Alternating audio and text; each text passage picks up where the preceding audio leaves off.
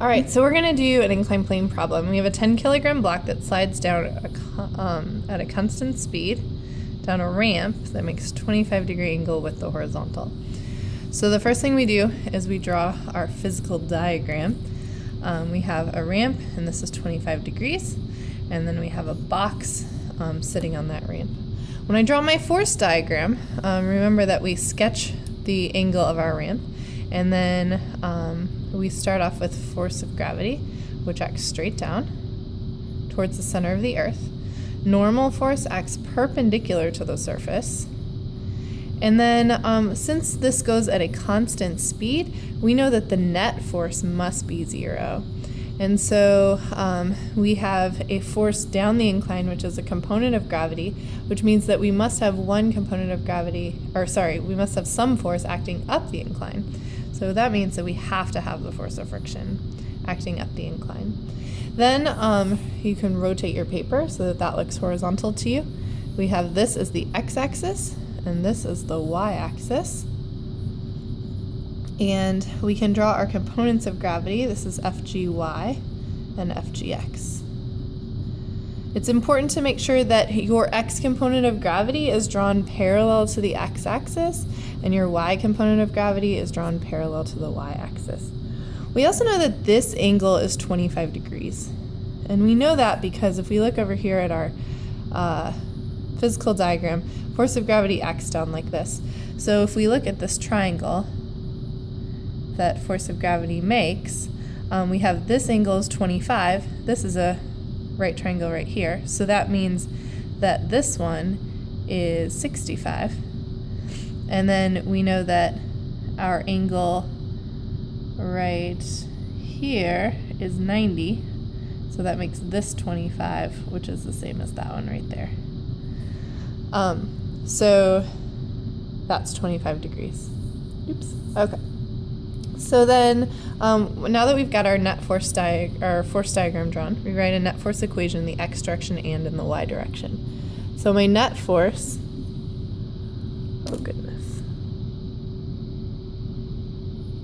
my net force in the x direction is equal to the force of gravity in the x direction plus the force of friction. And my net force in the y direction is equal to the normal force plus the force of gravity in the y direction. And I did need to choose a positive direction. I'm going to make the first quadrant positive, so up and to the right is positive. And I know that each of these are equal to 0. So now, since I know that the block has a mass of 10 kilograms, I can find the mass of that block, the weight of that block, the force of gravity on that block. The force of gravity is equal to mass times gravitational field strength.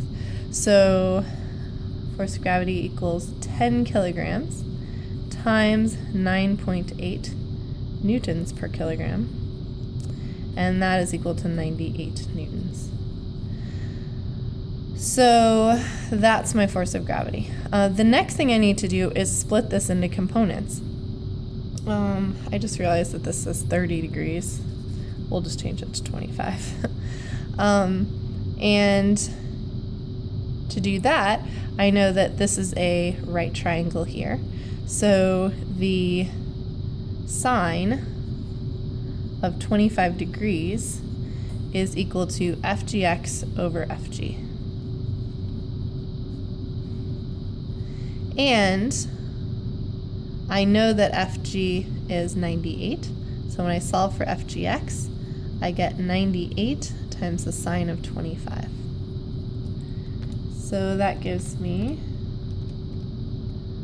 41.4. And then my cosine of 25 degrees is equal to this component, FGY, over FG.